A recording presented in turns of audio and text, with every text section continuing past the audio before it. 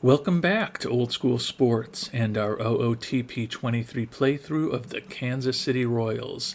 We are in the early stages of the 2033 season, and it's going about as well as it possibly can for the Royals. 25-10 record, obviously with a record like that, first place in the AL Central.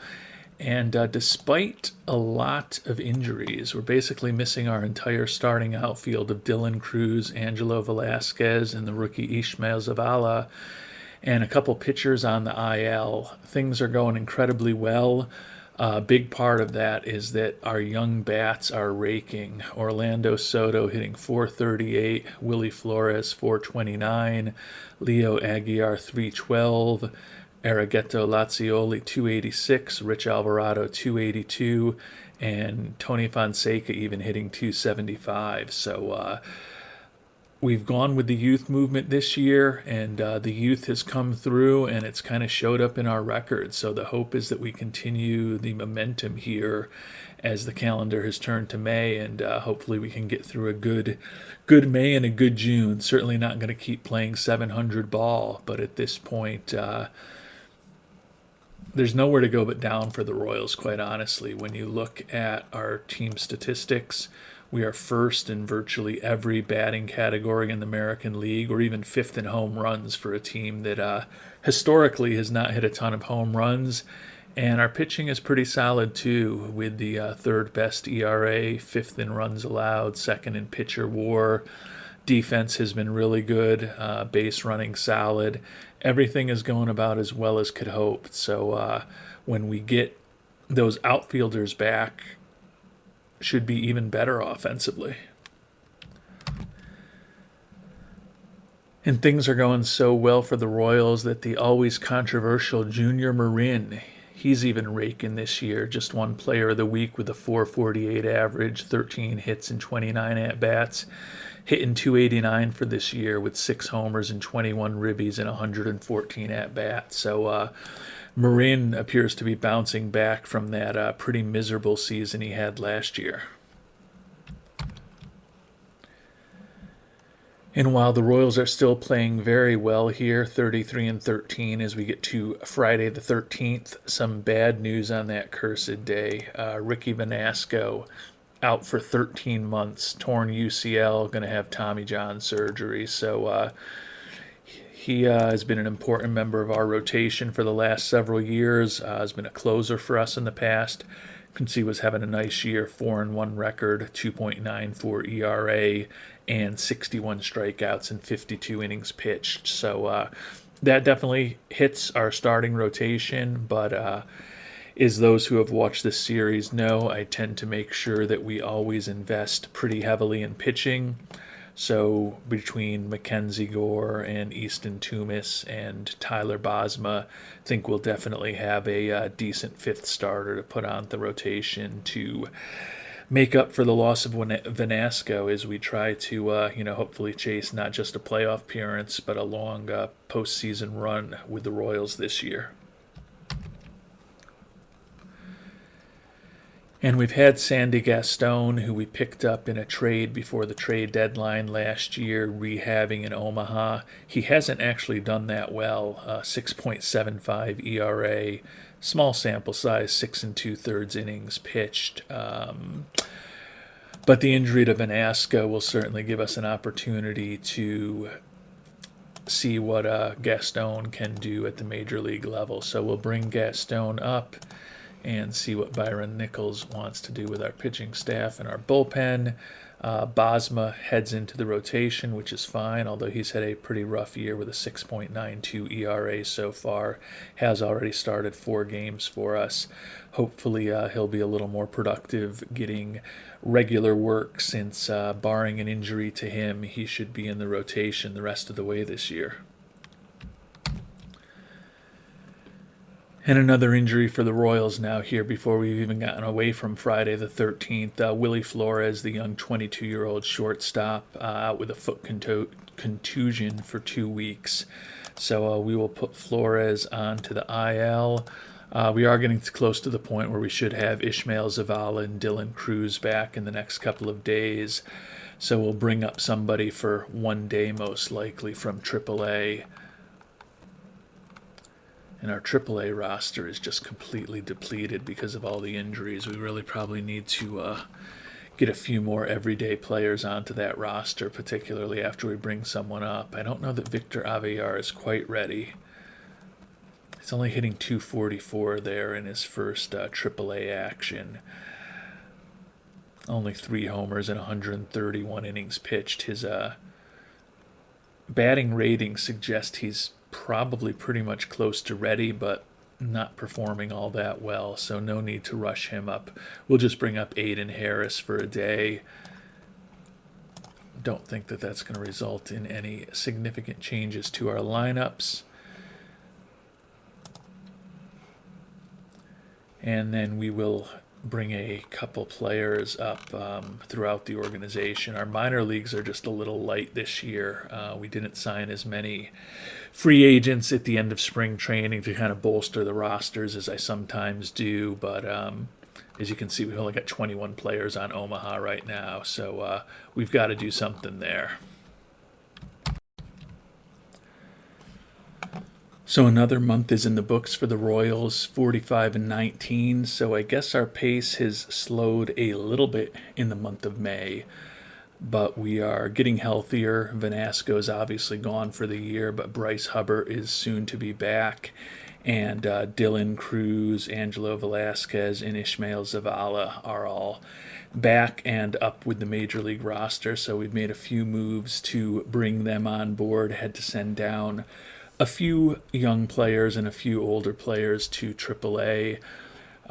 Most notably down in AAA right now is the young infielder Willie Flores, as well as the young center fielder Orlando Soto. So a couple of guys who probably are part of our future, but I think they'll get a little more playing time down there in AAA. Don't mind Nazir Muley not getting a lot of playing time.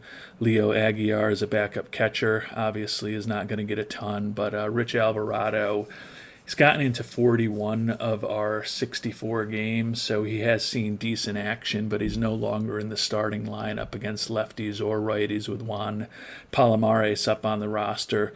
Palomares hitting only 260, given that Alvarado is younger and he's hitting 295.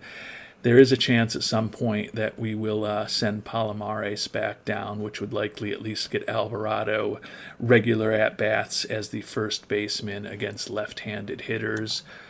Just checking in on the statistics now that we've got another month in the books. If I could click properly, that would certainly help.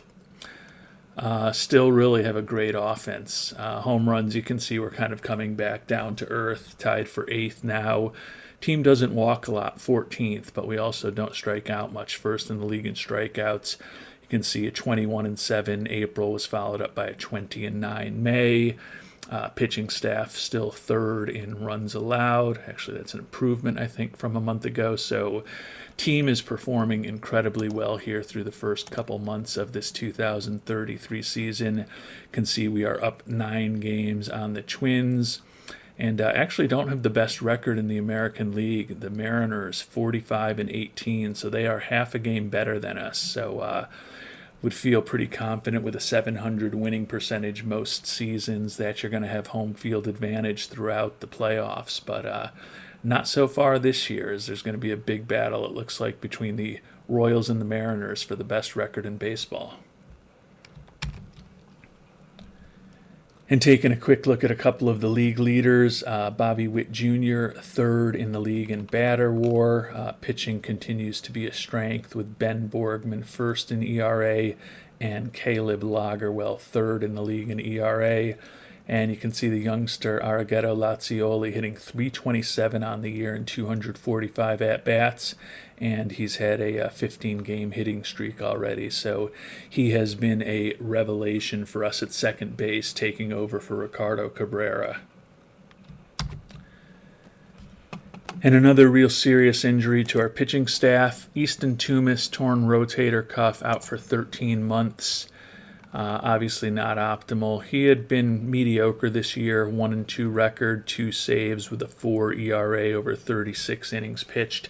pretty much a little bit below average in terms of his overall performance. ERA plus a little better, FIP minus a little worse than average. I guess he's a little better than average based on his WAR, or a little better than replacement level. 3.12 Sierra, still solid. He is a potential swing man for us. You can see he did start one game for us this year. So feel like we are losing some depth with the season-long and season-ending injuries to both Ricky Vanasco and Easton Tumis. When we get closer to the trade deadline, we do have some money to spend, so it may make sense to put some of that money into pitching, but we'll worry about that a little bit more over the next couple of weeks. It's only June 6th. We're playing great baseball. No need to rush out and do anything rash until we know more about what our team is really looking like as we get closer to the trade deadline. And another injury for the Royals, this one more significant. Bobby Witt Jr. Out for 5 weeks with a fractured rib, having possibly the best year of his career. Had already put up a 3.9 WAR, hitting .333, 18 doubles, 12 homers, 20 stolen bases already, 160 OPS plus, 154 WRC plus.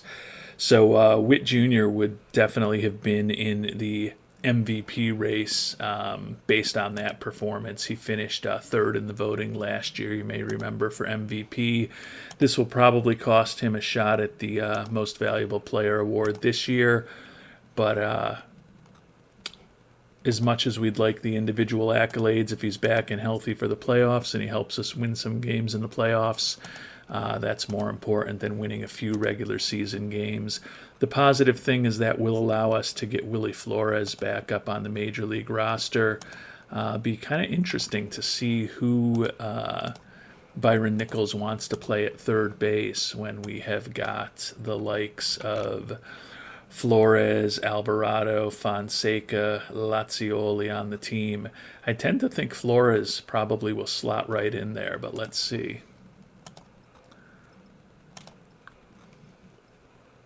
No, Lazioli goes to third, and Flores takes over at second. Interesting. Looking at Lazioli, doesn't have quite the range, doesn't have a gun at third base. His arm is, kind of adequate for a third baseman. I guess the thinking is, I don't really know what the thinking is. Flores has 60 range. I mean, a much better error rating and a 75 arm, so he's got a gun for an arm, really good at turning the double play.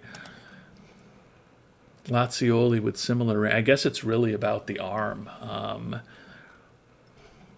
Could kind of go either way, but I will let Mr. Nichols make those decisions. That's why we're paying him the big bucks as our manager. Kind of an interesting trade proposal from the Oakland A's. Our old buddy Jacob Guerrero, who we traded for last season when Dylan Cruz suffered a season-ending injury in spring training. The A's, after signing him as a free agent, are offering to trade him to us for Cruz. They've got Guerrero at an average of almost $30 million a year for 5 years. He's a fragile 32-year-old. Having a bit of a down year compared to his strong season last year for us, but still a solid player. Cruz, as you know, missed some time for us earlier in the year. He's a little younger. He's fragile. He's still signed for one more year at a little bit less money, having a nice solid year for us. I think we're going to stay content with Mr. Cruz, but kind of interesting that our old buddy Jacob Guerrero is... I don't know, is he on the trade block? Because I'm not going to trade Cruz for him, but would be good to just kind of know if he was out there. Now, it doesn't look like he's actually on the trade block. Looks like they think they would just be better off with Cruz as opposed to Guerrero, and I tend to agree with them, so I'm going to keep Cruz. And here on June 19th, the Royals stand at 55-24 as we get close to the midway point of the season. Everything's going as well as possible, but we do have another injury, another big one. Alex Vasquez, the brilliant Brilliant hitter, hitting .313 this year, 11 homers, 21 doubles, 149 OPS plus, 147 WRC plus. Out for 4 to 5 weeks with a strained abdominal muscle. So Vasquez will be heading to the injured list, joining Bobby Witt Jr. there. So a few pretty big players back on the IL for the Royals. But again, with the season going this way, it's not really even about the regular season anymore at this point. It's about making sure that everyone is healthy and strong by the time we get to the playoffs. And we've officially made it to mid-season. You can see the top 100 prospects. Maxime De La Cruz, the youngster number 2 prospect in baseball, still in the Royals system. You can see he's just started out at rookie ball again this year. Hitting a little better than last year, I guess, with a .261 average, although his OPS plus and his WRC plus are actually a little bit lower. So still a lot of work to do for Mr. De La Cruz before he's going to be ready for the major leagues. Owner Isaiah Moore has checked in with us. Obviously, he's pleased with the 57-25 record. Seems like we're well on the way to another playoff appearance. Keep in mind that our goal for this year, according to Mr. Moore, is to win the championship. So a lot of pressure on these Royals, but so far with a .695 winning percentage this year, we are proving to be up to the challenge thus far. And another month of the season is in the books here on Friday, July 1st. Arigato Laziosi, great month for him. American League Rookie of the Month, hit .289, 3 homers, 11 ribbies, 17 runs scored on the year, hitting .316 with 9 home runs. So Laziosi, among many of our other rookies, is really having an excellent debut here at the major league level with the 122 OPS plus and a 2.5 WAR. A little past midway through this 2033 season. So we've got a couple final items to focus on before we finish up this episode. First is international amateur free agents. You can see, at least according to Travis Lee, there's some real high top-end talent, 4 or 5-star potential players. Unfortunately, we have low and average scouting accuracy on 2 of them, so they may not be as good as he thinks. Take a look at what the OOTP Scouting Association has to say, and they're not quite as optimistic, I guess, on one of the first basemen, but still pretty favorable on all of those players. So take a look at center fielder Oscar Altamirano. Certainly looks like he could have a really good bat, like the work ethic. Listed as a center fielder, realistically, he can play center. You'd feel better with him in left. He'd be a really good left fielder, kind of an acceptable center fielder or right fielder. Could play him at first base if you had to. Wouldn't really want him anywhere else. But certainly looks like he could have a pretty interesting batting profile. So good candidate there. Going to save off and look at the catcher, where we've got low accuracy till the end. Vinny Mendez, first baseman prospect, not much speed, not much defensively, but certainly looks like he could be a decent hitter. Don't even really want to play him in the outfield, though, so pretty close to a DH for Vinny Mendez. Ramon Milan, similar batting profile, like the work ethic. Again, not a very interesting defensive profile at all. Holding out hope that the catcher's real interesting. The fear with him is that we only have low scouting accuracy on him. But Romain Konsman from Venezuela, really like the batting profile. He's got no speed. Not really even someone you want to play at catcher. You could get by with him. You know, the catcher ability is average, potentially. The arm is brutal, though. He's really got nowhere else that he can play. So, honestly, it seems like there's a lot of potential DHs, with the exception of Altamirano. The other top 2 candidates, another first baseman, Ivan Gutierrez. decent hitting prospect. Again, doesn't really have a defensive position. And then third baseman Tony Soto. He's a third baseman or a first baseman. He is 6'5", decent batting profile. Like the fact that he's durable. I don't love any of these prospects. Another catcher, Danny Bonilla. A little better defensively overall thanks to the arm, but not all that exciting a prospect. And then the top pitching prospect, at least according to our scout, Juan Laredo. Smart, but really profiles as a reliever, unfortunately, even if that changeup gets up to a 30, which seems to be the top that he could get, at least according to the scout. You're not going to get by with that as a third pitch as a starter. So I think you go with Altamirano. Like the work ethic. Looks like he could be a plus hitter as an outfielder, although he will strike out a lot. Probably going to be a pretty popular player, but we're going to just offer him the full $5 million. Says he does really like our organization. Would love to come play for us. Let's hope he's not just blowing smoke.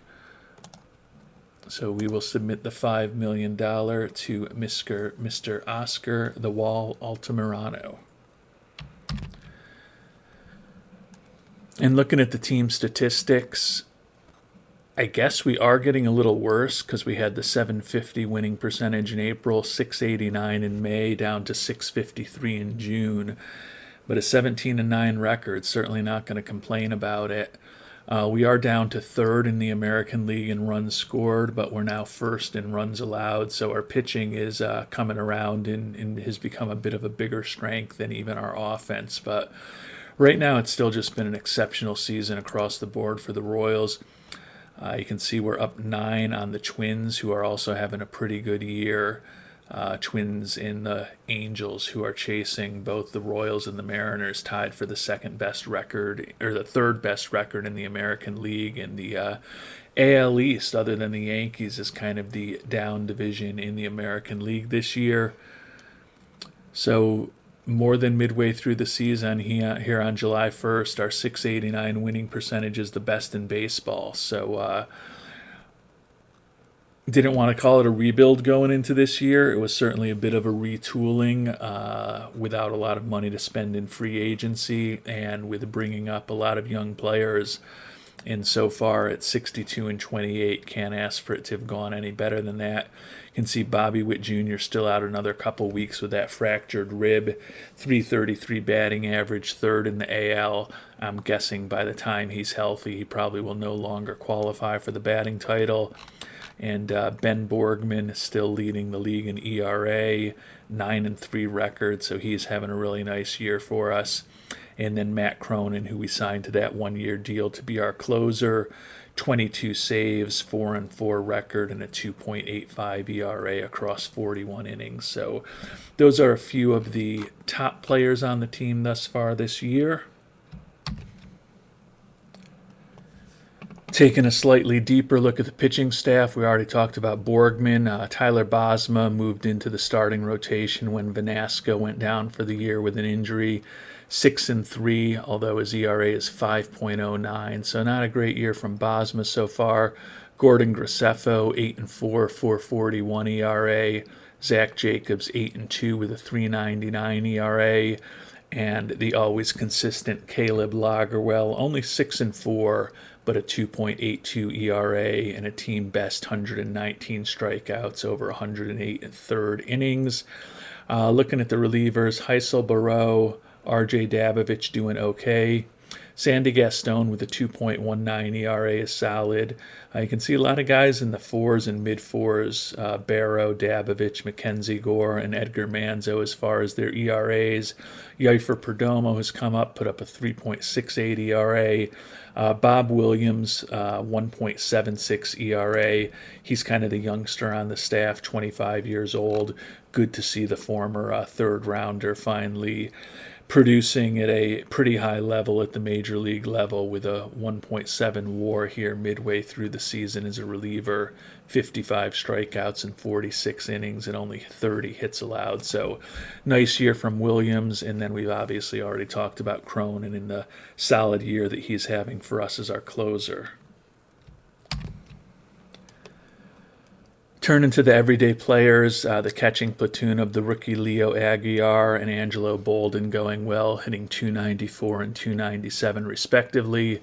Juan Palomares hitting 264, Rich Alvarado 270 with 4 home runs in 200 at-bats as a rookie.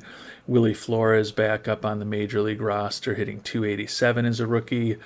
We've talked about Aragetto Laziosi hitting 316 with 9 home runs, 342 at-bats. Would think that he's a pretty strong candidate for Rookie of the Year with a 2.5 WAR at this point. Tony Fonseca, the batting average down to 261. Not a lot of power with 2 homers and 299 at-bats. Still has put up a 1.0 WAR on the year. Obviously, he is primarily around for his glove. Let's see what his fielding stats look like. Defensive efficiency, zone rating, pretty strong. Has made 4 errors at shortstop, but overall, I think that's a positive-looking defensive season for the 23-year-old, so he's doing well. Dylan Cruz off the IL, 322 batting average, 15 homers and 208 at-bats. Lambros just came up. Nazir Muley hitting just 219. His roster spot is certainly in jeopardy. Orlando Soto in limited action, 295 batting average in 132 at-bats. Angelo Velasquez back from the IL, raking at 335. Does not have any home runs this year, but has still put up a 122 OPS plus and a 2.1 WAR for the excellent young center fielder who we signed to an extension right before the season started. And then Junior Marin having a bit of a bounce back year, hitting 257 with 15 homers and 52 ribbies in 288 at-bats. And as I talked about earlier in the episode, a couple of pretty important players, Bobby Witt Jr. and Alex Vasquez on the injured list, should be back in 2 to 3 weeks. And Ishmael Zavala, one other guy on the IL, wanted to touch on. Rookie outfielder, hitting 277 with 3 homers and 112 at-bats, but he is in the midst of his second stint on the injury list. Hopefully the former number 1 draft pick will be a little healthier over the second half of the year.